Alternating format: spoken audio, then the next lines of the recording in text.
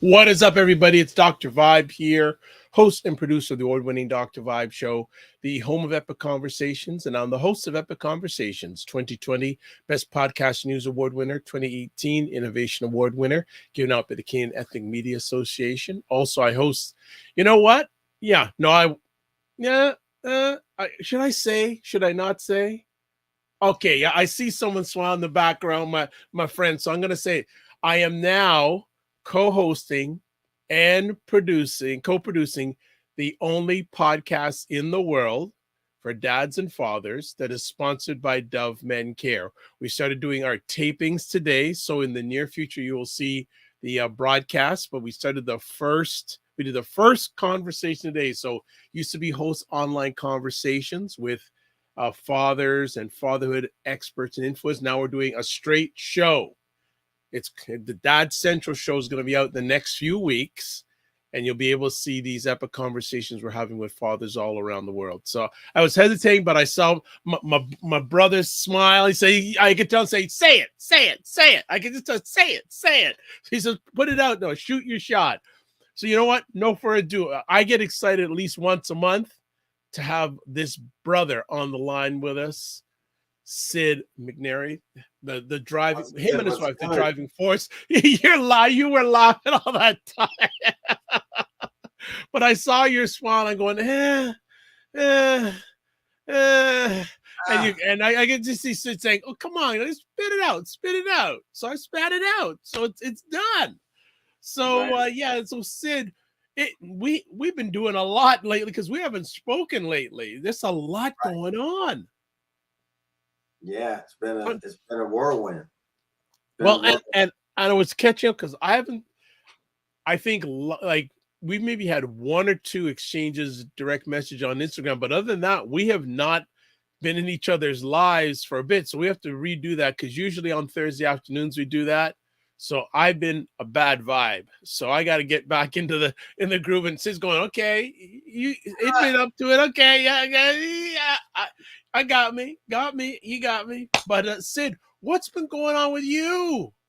Oh man, just been a lot of great things. I went out to Colorado a couple weeks ago, and we got to walk Red Rocks, and then Liz and I led a workshop over at the yoga teacher conference in Colorado and Denver, and which was amazing because I didn't know it was gonna be live.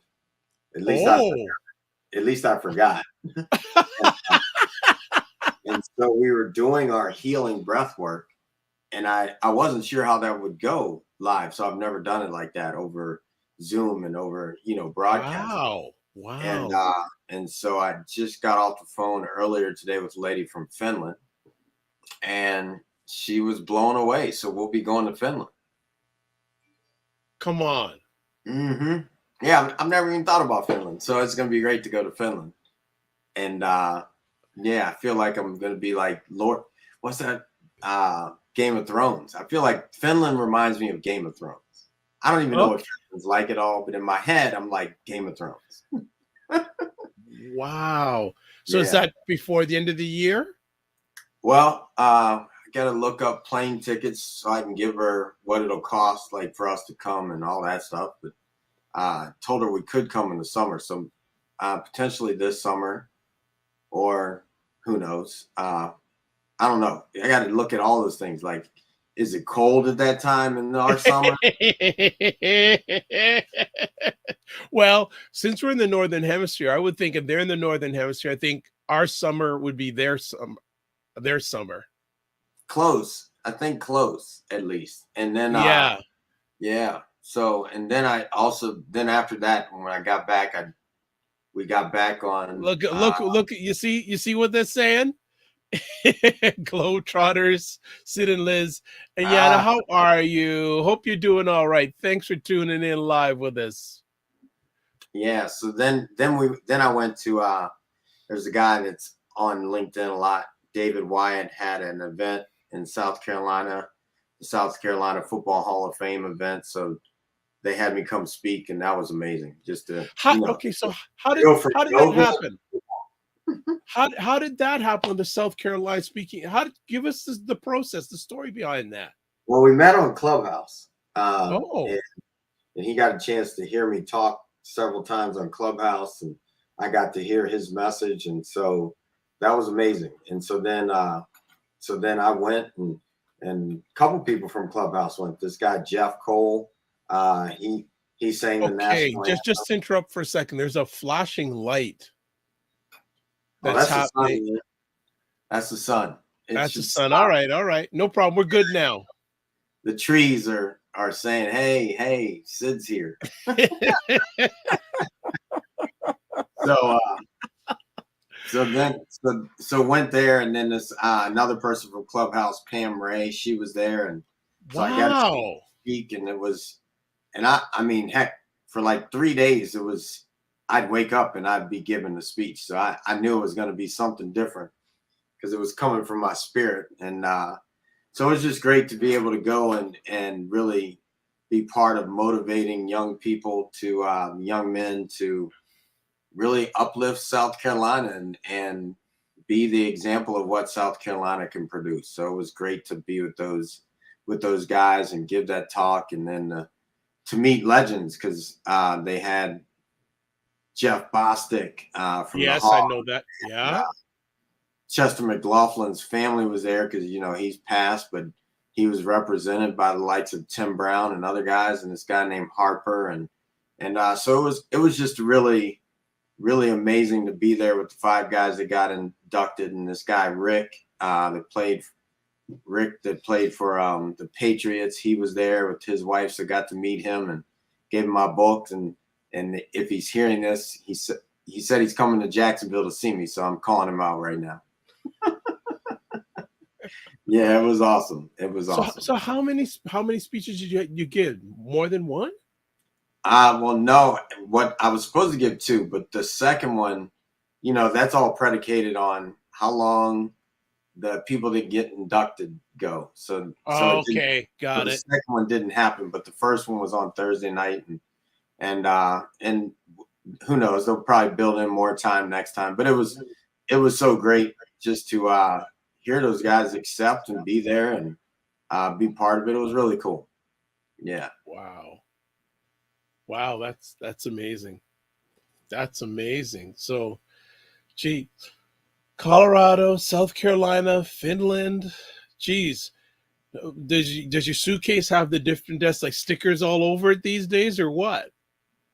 Let me see. Ah, you don't go there. What? Be careful what you ask for. Here we go. Here we go. There you go. Wow. Yeah. I only put the countries up because, I've gone to 25, actually now 26 states. So that'd be a lot on the bag, but countries are on there. Amazing. Canada's on there. Yeah, amazing. Well, we gotta find a way of getting you back here. Yeah, that'd be fun. Wow. That's phenomenal, Sid. That is just like, wow. That's good stuff. That's good stuff. I appreciate you just taking the time, because I have been the old Sid has been in the habit of not taking the time to smell the roses and just keep moving. So yeah, that was a good one to stop and pause and recognize. Well, respect, man. Respect, and blessings to you. Blessings on the service and the servitude that you're providing all these individuals all over the world. You and Liz, that's just fantastic work. I appreciate it. Well, yeah. Well, I know in yoga you say the breath work, but I want to compliment you and Liz on the heart work. Yeah. On the heart work. So that's good stuff, man. That's good. Well, you know what, people, we do this every Tuesday, first Tuesday of the month, and looking forward to this conversation today. Sid, you wanted to talk about integrity and peace. Why integrity and peace? Well, just it's been a theme lately of just keeping the integrity. We only have our word, and if we use our word and stay true to our word, we can manifest anything, because our word comes first. Mm-hmm. And yet, if our word doesn't line up to what we're saying we're going to do, or how things really are, then the universe doesn't even know how to answer us in truth. And so there's, I'm writing my latest book, which I hope to be, well, I'm going to have it done by September.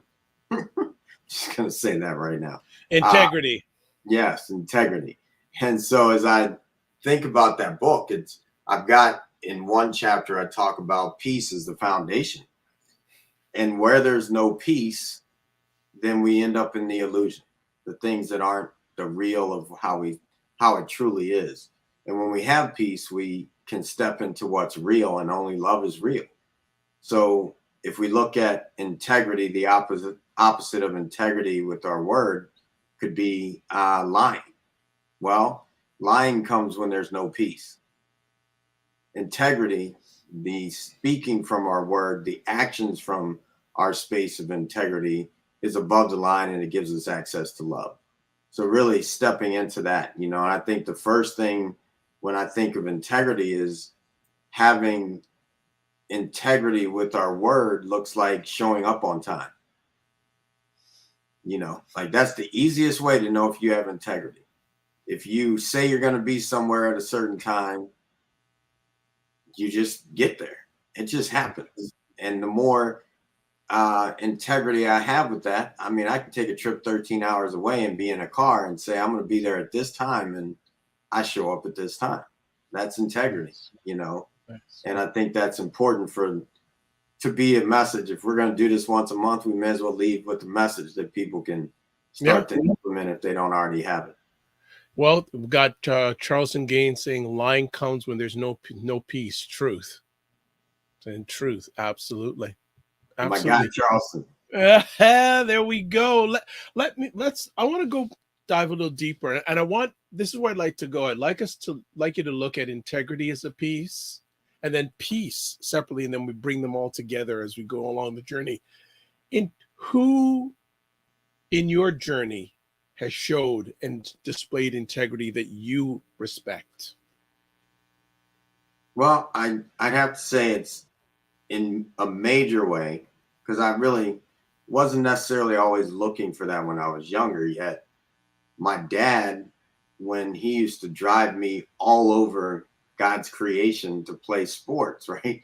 From age 7 until I left the house, he would drive, and until I got to a place of driving, he would drive all over the place. We'd take trips that were like 3 hours on a Saturday and have to come back on Saturday night, or if it was a Thanksgiving weekend, and, getting me to practice. He would leave a government job that was a major job and make sure I got to practice. And so it starts there, I'd have to say, with the integrity of my parents saying they were going to raise us. They did raise us, and they made sure we all had the opportunity to succeed in life in whatever way that looks.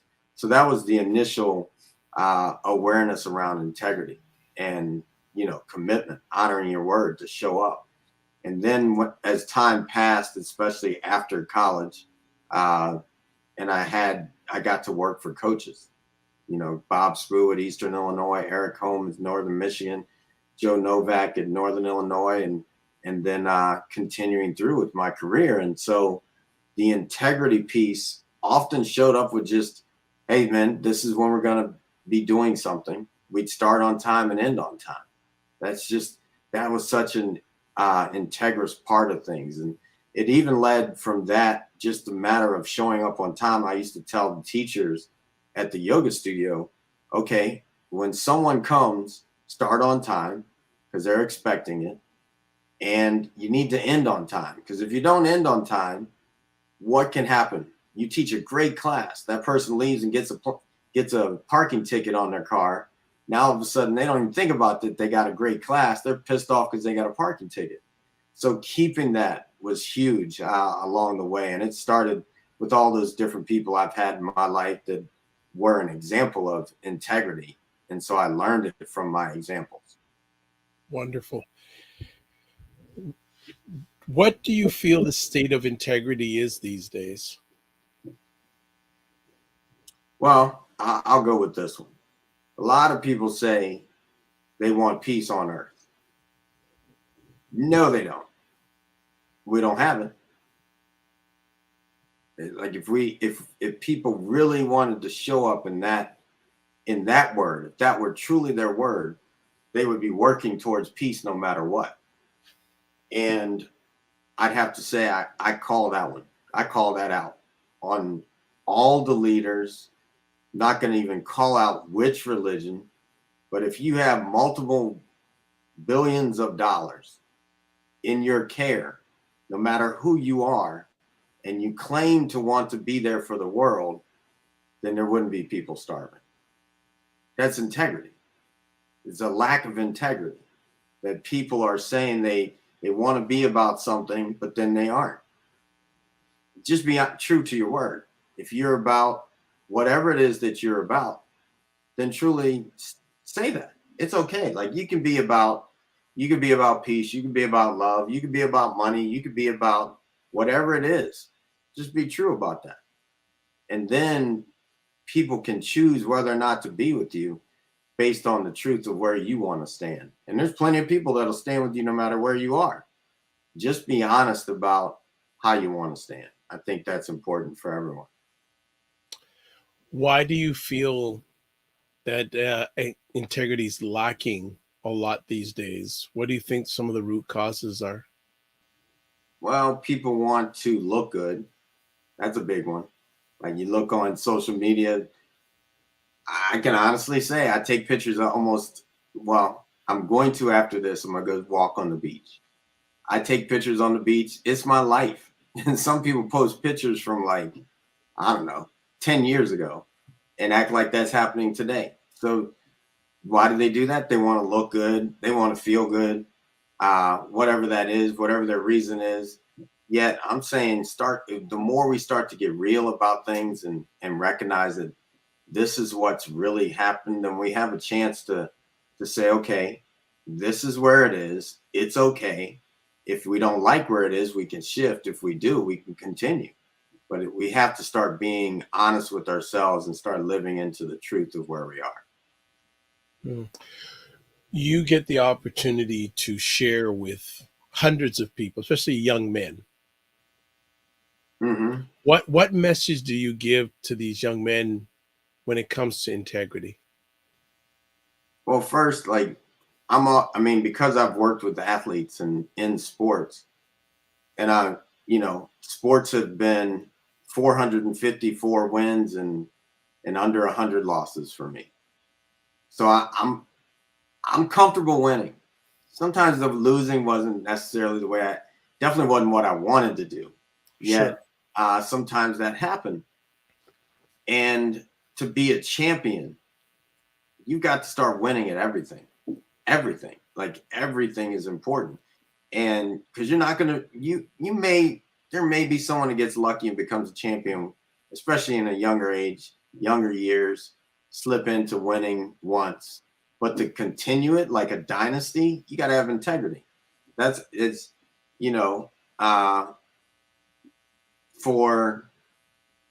look at it in the NFL. Like for people to go back to back, you got to have some serious integrity. Like Nick Saban, I remember first time he won a national championship in Alabama. He didn't tell anybody, but he told his players, if we want to do this again, he didn't have to say it. I'll see you all in the weight room tomorrow. But it's not mandatory. And they all were there. He knew they were going to win one right then and there.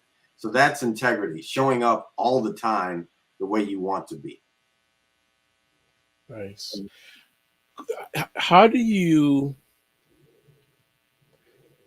instill with the yoga? How do you instill integrity with that? Or does it get into that arena? Oh yeah.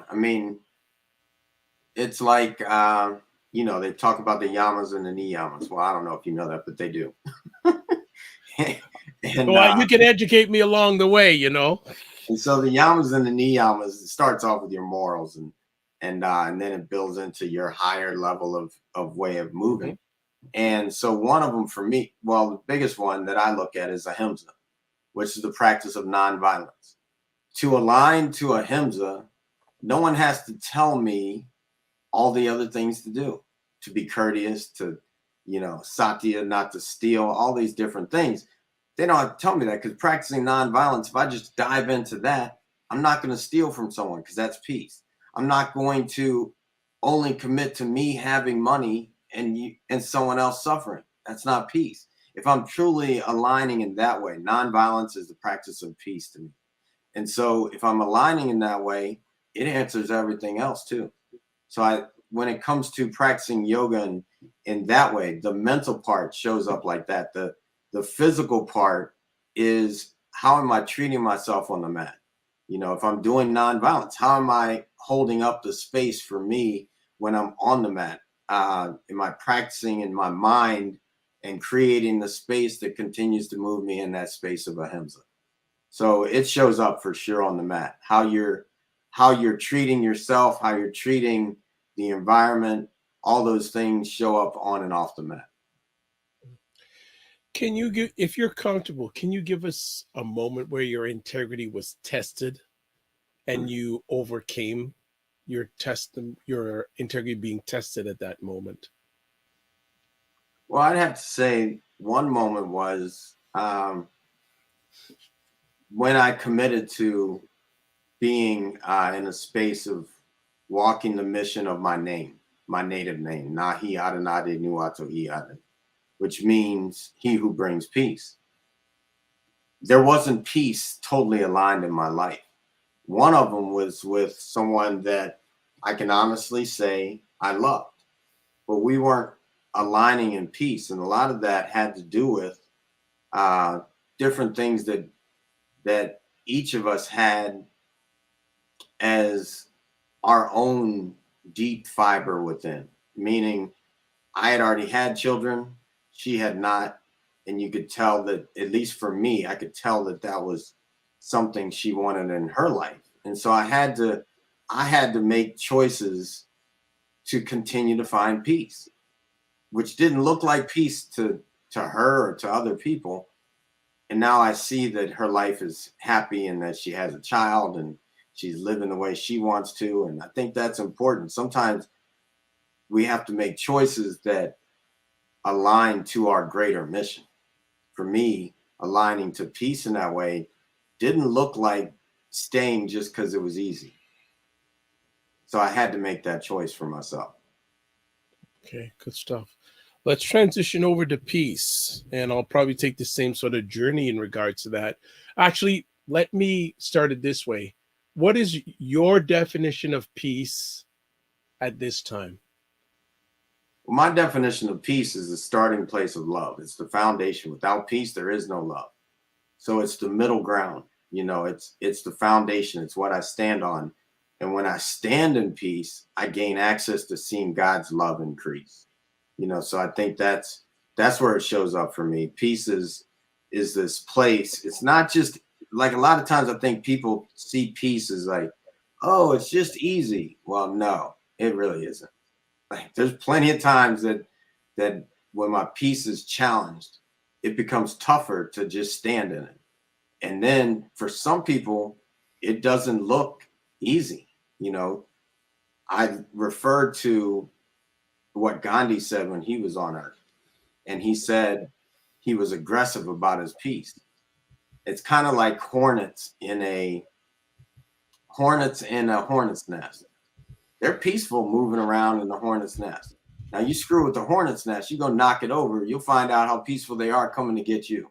Yes. And then they'll return back to the hornet's nest. And so that's it for me. I'm definitely I have a different definition than I think you might even find in a dictionary. Because I am aggressive about my peace. Growing up, were you surrounded by peace? For the most part, there were moments, parents needing to move through the way they moved through, or me bringing home bad grades. Was there peace even then? No. I can say this now. There was peace when I would be able to change my grades. Yes. But no, I mean, it just was what it was. But all those moments taught me peace. You know, it's pretty simple. Like, you can look at a baby, they know peace. Just let them go hungry. They'll show you they're not peaceful. You feed them True. and they get quiet and they just eat. That's peace. Like, we all know what peace is. You can watch the geese out in the lake behind my house. They're sitting there just hanging out. That's peace. When one of them gets pissed off and he's flapping his wings, chasing the other one, that's not peace. And then they settle back to peace. Peace is always available for us to learn. We just have to open our eyes. It's always here. When do you feel you started walking in peace? Well, it was always something I was craving, and that craving kept growing. It kept growing in the moments of physical body shutting down, from sports or whatever, and that pain, and desiring to have more peace in that way. And then it started to grow. The more I learned about creating space in my life of ease, it grew every time I went out and sat on the mountains with Vision Quest, and so that kept growing. And as that grew, I mean, it's been 48 years for me to say I have peace. And I think that's part of it for me. When someone's like, how can I get peace? Well, I'm like, peace is free. It's free. Do you want it or not? Now, after 48 years, some of us don't have 48 years left. So That's if you true. really want peace, we might have to do a quest for peace or the peace program or something to help someone get it. And I've watched people get it in moments. I met with a lady yesterday. She said for a couple of years now, she's been at 10 in pain. Ooh. 10. And so we were talking for about 20 minutes. And I said, well, how's your pain now? And she said, I'm a 7. Okay. So you're starting to find peace. Now, at first, when she got on the phone, she was upset with her husband. So that was easy to bring that level down a little bit because he wasn't around. So she settled in. We're in the moment. So that's something someone can look at. Like, are you in the moment or are you thinking about everything else? So we settled into that. And then after that, the second thing, after she said she was a 7, and I'm going to give this to anybody listening. You can go on our website, artofpeacefulliving.com, click on AOPL. It'll drop down and it says 333 words to peace. And I sat there and I read that to her.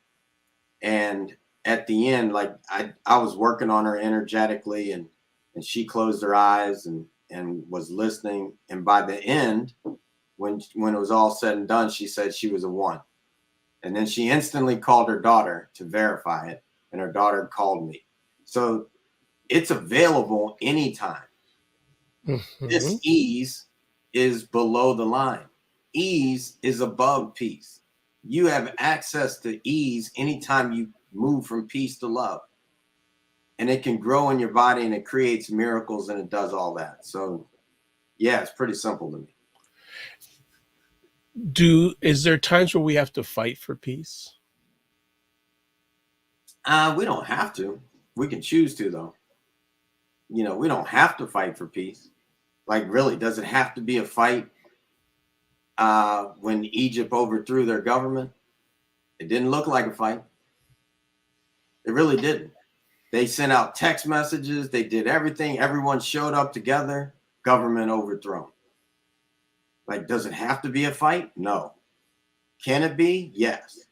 Are we choosing peace? It won't be a fight. Doesn't always have to be that way. There's Liz and I think we've had, like, in the last 8 years, 2 tough conversations. You know what we do? We break out my talking stick. We sit and, in those moments that, okay, we both have something to say. And I'll be like, hey, let's get the stick and you can talk first. And I sit there and I listen. And she'll be handing me the stick and I'll say, are you sure you're done? Okay, cool. I got the stick. Now I'm going to talk. And I say what I need to say. She listens and I hand it back. And we keep going till we find common ground. Hmm. a place of peace. And I think if anything someone can do if they want to find peace with someone else is truly be open to generously listening to the other person. And sometimes when someone's not listening to me, the coach comes out and I'm gonna get loud and I'm gonna, hey, you're not listening. Like, let's get here. Oh, you're listening now. Okay, I can back down and come back to peace. So those are choices. We don't always, we can sit and just be like, I'm just gonna stay at peace and let you be where you are. My grandma does it really well. If you fall out of the kitchen, she sits there and will start sipping on tea till you come back in the kitchen, and then she'll go right back to the conversation where she was. So it's Wow. yeah, and that's a gift. It That's is. that's It not is. the easy road. Like that's the true warrior. The true warrior doesn't have to move until it's time to move. True. True. True. Yeah. That's a very significant point. And would you agree also when it comes to peace that uh, true warriors know the gift of silence? Oh, most definitely. 2 ears, one mouth. Listen twice as much as you speak. I think that's probably in the samurai handbook. Yeah. There's something about peace and quiet and doing that. That's really large. Uh, with the large amount of people that you get a chance to help, how many people say that peace is something they're challenged with? What percentage, just off the top of your head? I would say 98% are challenged. Wow. I knew it was going to be high, but I wouldn't say that high. Wow. There's Yeah, nothing. you know what I've been doing lately? When I lead a room on Clubhouse, I just started this a few days ago, but having people say a peace scale. 0, have no peace at all. Mm, 10, have mm. absolute peace. And Whoa, like that. yeah, and so people get a chance to actually come in and they can see their peace increase in time. They can recognize where they are. And then when they leave, if they want, they can check in during the day. Where's my peace scale right now? And now Mm, how can you elevate it? I And really like look that. at that for themselves. So it's little simple ways, and there's a lot of different ways. I give away a lot when it comes to those rooms and things and just helping people. And then sometimes people are at a point where it's like, all right, life's on the line. Hmm. You're about to die from this disease. Now we need to bring you into ease. How are we going to get you to peace in a hurry? Because you may have just been given a death sentence of 7 days or whatever. Yeah. All right, let's go do the work. Actually, I don't even know how to put a price tag on that, but I've done it. So it's amazing to watch. Wow. So one of the true fans, I wouldn't say fans, friends of the Dr. Vibe show, Divine Right saying facts. True warrior doesn't have to move until it's time to move, and also she says silence is truly powerful at the right times and needed. Yeah, that's beautiful. Yeah, that's really wonderful. So again, I asked a question about the integrity. I'll also ask about peace. Who has shown you what peace is all about? Maybe some people have shown you what peace is all about during your journey. Well, I was very fortunate to see it's either 12 years in Tibet or 8 years in Tibet. I don't know. It's Brad Pitt, old movie, when he meets the Dalai Lama. So I got to see that, and here's somebody, and so I saw that years ago. Are we still? Can you hear me? Yes, I can. We can hear you. Okay, great. And so I got to watch that, and I got to see the Dalai Lama in real life now. So I got to see Wow. someone who was exiled from his country and still went around and taught peace. I mean, I got to see him when he was at Omega Institute leading a silent walk, and I got to see what peace really looked like with him. I got to see in all real time, I got to see Barack Obama be attacked by people and handle it with the utmost of peace. I've seen it with my grandma in places. I've seen it with myself because I had examples of what that looked like. So like today I went on Clubhouse and there was a big argument on the stage, which seems to happen in some of these rooms. And I just listened and stayed in the room and back channeled some of the moderators. Here's 333 words to peace. Seems like you all could use it. And if you want to talk, we can talk. And so sometimes it's just being it, being that example for other people to be peace when other people would ultimately see it differently. The greatest gift I have right now, I think that I use often, is the Native American talking circle, and where you share and you let everybody in the circle share before you say another word. And as a leader, I feel that's the best thing. My parents have this picture of Malcolm X standing behind Sam Cooke and Muhammad Ali and a bunch of other people, and he's kind of in the middle of the pack. And it says a real leader doesn't always have to be out front. And I think our leadership could learn from that space of sitting, waiting, and observing how to speak last. Taking in all the information and bringing it forward in a way that helps everybody move forward.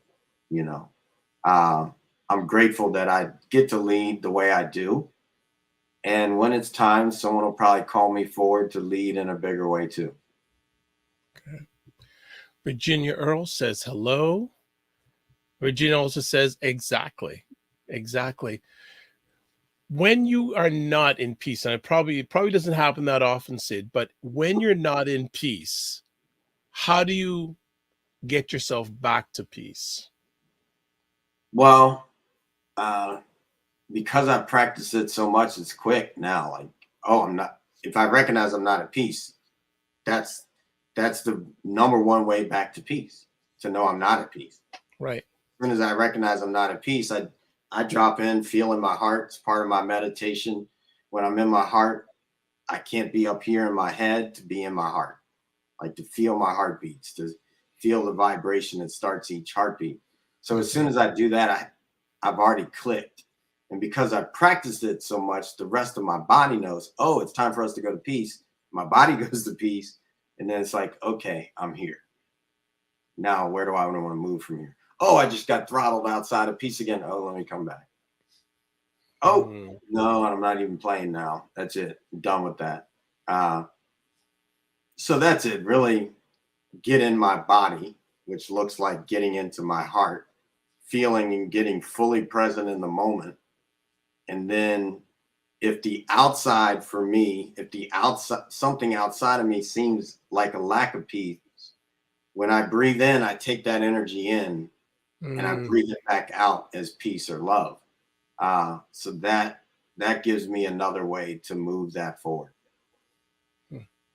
I was just thinking, and I never make these conversations about myself, but one of my go-to peace remedies is taking a shower. Water, and you do a lot of surfing, and you may be able to relate to this. Being with water brings me peace. Yeah, I can see that. Even like, hey, I love the rain. I love to just go out in the rain and just walk. Peace. Those sounds of the rain, the drops, it brings me peace. Right. I love that. It really brings me peace. Now let's see if we can bring these two together. And Aaron is going, I love this conversation. Well, we love you back. Thank you for keeping in with it. And anything you want to share with us, please put it out there. But thank you for taking the time. It's appreciated and not taken for granted. And along the bottom, there's different ways you can get in contact with Sid. We've been running through all the conversation. So please get in contact with him and his wonderful wife, Liz, and the wonderful community that they have. And Aaron's saying, yes, I can relate with the water peace aspect, Dr. Thank you, Aaron. Yeah, see Erin that. came and saw us down here at the beach. She had Nice. her son had a trip to Orlando for cheerleading, and so she came up and drove to see us, and we took a walk on the beach. It was Nice. awesome. Divine Right is saying this conversation is giving me peace. This is beautiful. No, I'm serious. This is wonderful, family. Thank you so much. Virginia saying being one with the within the water, becoming the water, becoming the sound within. Ooh, this is getting good, Sid. This is getting good. Love this conversation. This is getting good. This is Yeah, getting I'm gonna have to real go back good. and pull these off and Yeah, maybe man. Well, look. we'll make sure we get some of these for you, man. This is good. This is real good. So let's merge these things together: integrity and peace, because I think you've said it. It can be challenging people to have the integrity. It can be challenging people to have the peace. How can we mold these together? And before you chat, another comment here. Mine is the water, as well as something about listening to the breeze off the water. Oh, whoa. Whoa, Sid! I think you and Liz may need to have a Florida retreat on the waves. I'm saying Yeah, that sounds like this it. is that is good. So getting back to bringing these together, the integrity and the peace. How does that look like? How does that feel? Because you, from what we hear, you have that. How does that come together? How can you suggest for others bringing these together? Well, first I'd say it's get committed to peace. Peace is my foundation, and because I go for peace, I then have access to everything from God's agape love. And so, in that sense, it's like, okay, if I lose integrity, find peace, get back to integrity.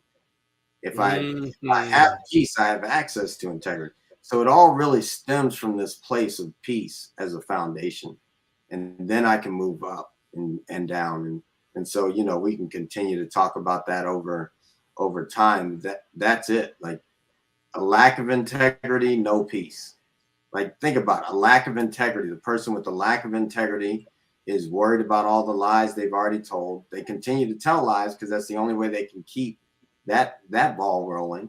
And so then it's like, okay, get back to peace and you'll find integrity and you move forward. And that's really it. And so it's interesting to watch, and I'm excited for people to find that for themselves for sure. Nice, nice, nice. Where has integrity taken you? Well, What heights have integrity taken you to? I'd say the latest thing that's the biggest creation right now is the integrity of the words that came through after 4 years of writing this movie.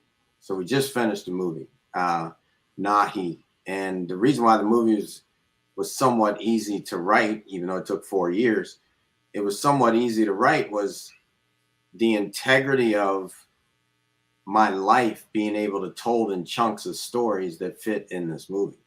So in every character, I was able to put myself in it. I think Nice. if it happens that I act in this movie, uh, it'll happen because and I know I can act because I know integriously who I am in the moments of things that happen. I love that about actors. Like I look at Morgan Freeman, I look at Kevin Costner. It's easier for them to act than a lot of people and Denzel Washington and other people. And I'd say it's easier for them to act because they've already gotten clear with themselves on what it looks like to be that person, in those moments, in those roles. So it's the same in life. Like, and when I've found that level of integrity in my own life just got funny. It just got funny because it's like, and I think in many ways, I think God must have a sense of humor because God Mm. is laughing at the stupidity that we sometimes do. And